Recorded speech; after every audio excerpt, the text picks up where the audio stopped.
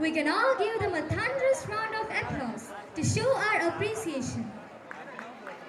Next, we have a very different type of dance performance. Have you ever heard about V. Madhusudanan Nair? Yes, of course. He is one of the famous poets who has credited with contribution in popularizing poetry through recitation. Next on stage, we have a visual representation of Achan Piranna Veedu. It's a collection of poems won the Kendra Sahitya Academy Award. So, without any delay, we can watch the performance. Our performers are Abhinaya, Aditya, Deya Damodaran, Dhanasri, Adviga, Vaiga, Veda, and Adisri. പ്രിയ കവി professor Madhusoodanan നായരുടെ അച്ഛൻ പിറന്ന വീട് എന്ന കവിതയുടെ ദൃശ്യാവിഷ്കാരമാണ് നിങ്ങളുടെ മുന്നിൽ കാഴ്ചവെക്കുന്നത്. ഭാരതീയ സംസ്കൃതിയുടെ പ്രകൃതി പാഠമായി ഈ കവിതയെ മനസ്സിലാക്കാൻ സാധിക്കും. നഗര ജീവിതത്തിനിടയിൽ മറഞ്ഞില്ലാതായ അച്ഛൻ പിറന്ന വീട്ടിലേക്ക്, ഭൂമി എന്ന ഈ മനോഹര ഭവനത്തിലേക്ക് ഓർമ്മകളിൽ നിന്നും മാഞ്ഞുകൊണ്ടിരിക്കുന്ന ബാല്യകാല കൊഞ്ചലുകളിലേക്ക് നമ്മെ കൂട്ടിക്കൊണ്ടു പോവുകയാണ് ഇവിടെ. നമ്മുടെ പൂർവ്വ പിതാമഹന്മാർ ആചരിച്ചു വച്ചത് സംസ്കാരത്തെ ഒരമ്മയുടെ ഉപദേശ രൂപേണയാണ് കവി ഇതിൽ വർണ്ണിച്ചിരിക്കുന്നത്.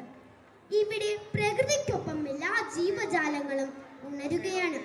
പക്ഷേ ഇന്നത്തെ പരിഷ്കൃത മനുഷ്യർ എന്നവകാശപ്പെടുന്നവർക്ക് നിദ്രയുടെ സമയമാണ് പ്രഭാതം.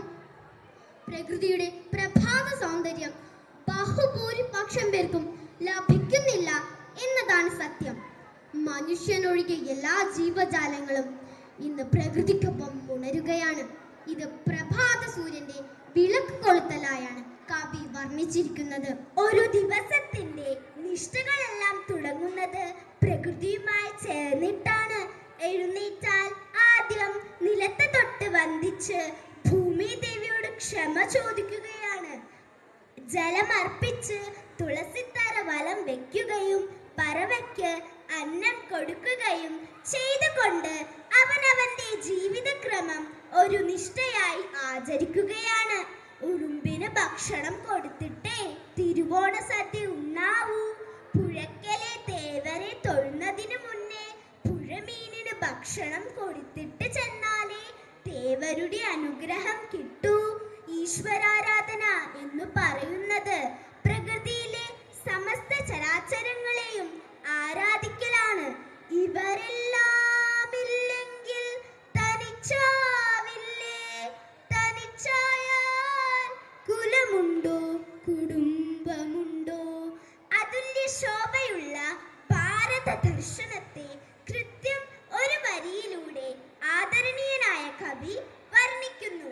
ഈ ദൃശ്യാവിഷ്കാരം നമുക്കേവർക്കും ആസ്വദിക്കാം. അച്ഛൻ പിറന്ന വീട്, ഇവിടെ അച്ഛൻ വിരിഞ്ഞ ചൂട്. ഉണർന്നേറ്റാൽ നിലം തൊട്ട് ക്ഷമയോതുന്നു. ഉദിക്കും ദേവന് വെള്ളം ജപിച്ചേകുന്നു. പുരമുറ്റത്തുളസിക്ക് വലം വയ്ക്കുന്നു. പറവയ്ക്ക് പുലരന്നം പകർന്നൂട്ടുന്നു. ഉറുമ്പുകൾ കരിപ്പൊടിച്ചിരട്ട വച്ചേ തിരുവോണ സദ്യയുണ്ണാൻ ഇലയിട്ടുള്ളൂ.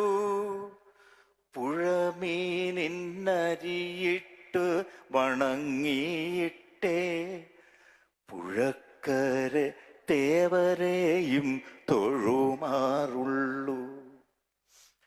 പുളിമാവിന്നുയർക്കൊമ്പിൽ കൊണിയെറിഞ്ഞ് കുലമാങ്ങയടർത്തുമ്പോൾ അമ്മ ശാസിക്കും.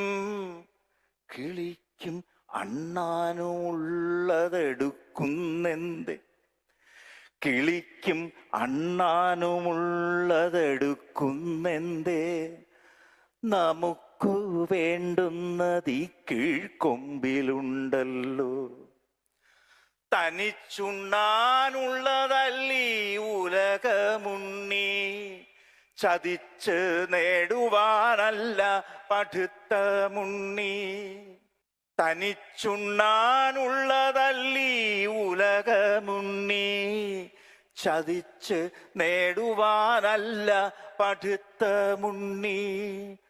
കുതിച്ചോളൂ കൊതിച്ചോളൂ മത്സരിച്ചോളൂ, കുതിച്ചോളൂ കൊതിച്ചോളൂ മത്സരിച്ചോളൂ.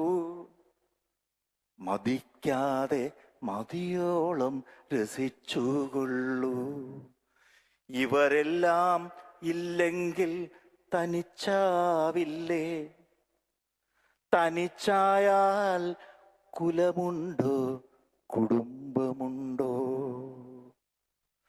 കുലമെന്നാൽ പിന്നെ എനിക്ക് പടർന്ന ലോകം, ഇടമെല്ലാം ഉള്ളിൽ ഒറ്റ കുടുംബക്കോവിൽ. എവിടെയും ഒരു ദൈവമിരിക്കുന്നുണ്ട്, ഇരുട്ടിനുള്ളിലും വെട്ടം അടങ്ങുന്നുണ്ട്. ഒരു തുമ്പിച്ചിറകൊന്നു മുറിയുന്നേരം ഒരു താളമെവിടെയോ പിഴയ്ക്കുന്നുണ്ടാം. ഒരു തുമ്പിച്ചിറകൊന്നു മുറിയുന്നേരം ഒരു താളമെവിടെയോ പിഴയ്ക്കുന്നുണ്ടാം. മരുഭൂമിക്കൊരു തുള്ളി തണുപ്പൂ പെയ്യാൻ കടൽ നെഞ്ചം എത്രയേറെ തപിച്ചിട്ടുണ്ടാം.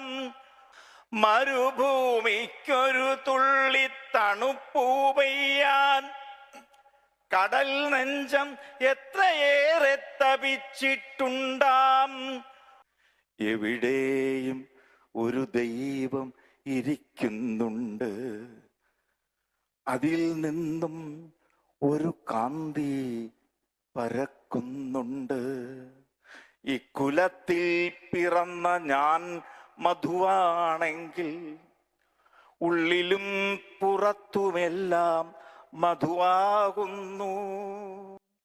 ഉള്ളിലും പുറത്തും എല്ലാം മധുവാകുന്നു. ഉള്ളിലും പുറത്തും എല്ലാം മധുവാകുന്നു.